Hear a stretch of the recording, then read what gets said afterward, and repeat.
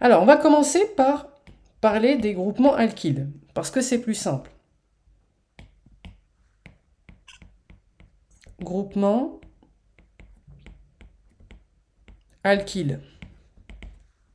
C'est quoi un groupement alkyle? Un groupement alkyle, c'est un alkane qui a perdu un atome d'hydrogène. Un alkane qui a perdu un atome d'hydrogène. D'accord? Pour se ramifier à une chaîne principale.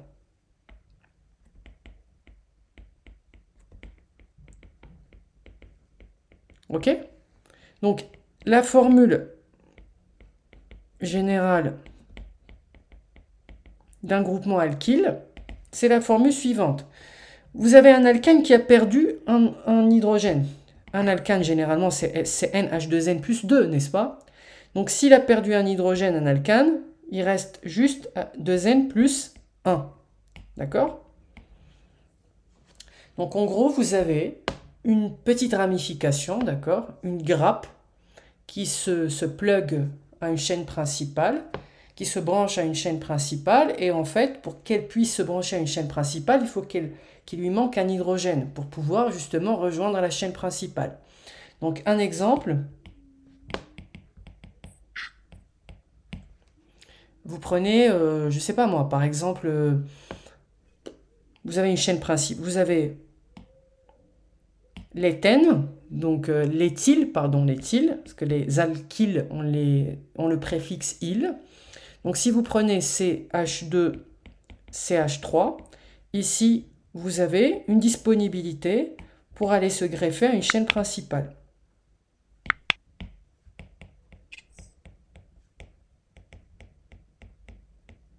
D'accord? Voilà. Donc voilà, donc ça c'est le premier type de ramification. C'est simplement une succession de carbone et d'hydrogène, donc c'est une chaîne comme tout à l'heure, qui juste a perdu un hydrogène pour pouvoir rejoindre une chaîne plus importante, ce qu'on appelle la chaîne principale. Et ça, c'est ce qu'on appelle un groupement alkyle, ou un groupement alkyle. Ensuite, vous avez ce qu'on appelle les groupes fonctionnels, d'accord? C'est quoi un groupe fonctionnel? Alors, un groupe fonctionnel,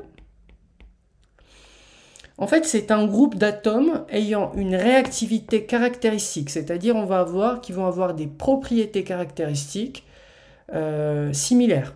Globalement, vous allez avoir les alcools qui vont avoir un comportement similaire ou des caractéristiques similaires.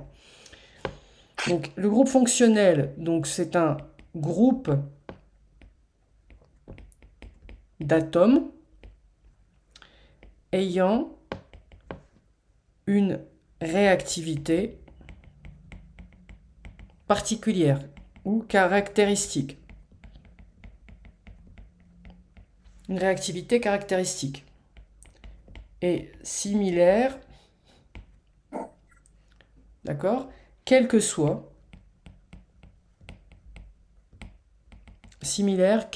la molécule dont il fait partie. C'est pour ça qu'on parle de groupe de molécules. Par exemple, toutes les molécules organiques qui vont avoir une terminaison OH, on va les appeler, donc ce groupement-là, groupement OH, c'est un exemple de groupement fonctionnel. On va voir par la suite ce que c'est.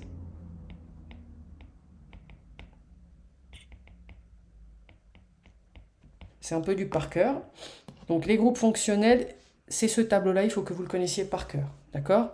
Si vous avez une chaîne principale à laquelle vous avez greffé, par exemple COOH, il s'agit d'un acide carboxylique. Si vous avez deux chaînes R et R', qui sont cimentées par des liaisons COO, vous avez un ester, et vous avez à droite le suffixe, d'accord? Comme ici on a pour les esters, donc pour les acides carboxyliques, le suffixe c'est oïque. Par exemple, l'acide méthanoïque, d'accord? Si vous avez comme chaîne principale le méthane, R, vous avez l'acide méthanoïque.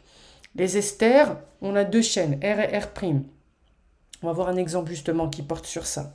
Les amides, vous avez pareil, deux chaînes R et R' qui sont liées par CONH. Et donc ça, c'est la famille, c'est le groupe fonctionnel des amides. Les aldéhydes, COH. Les cétones, CO avec deux chaînes, R et R'. Les alcools avec OH à la fin. Les amines, vous avez des amines primaires, secondaires, tertiaires.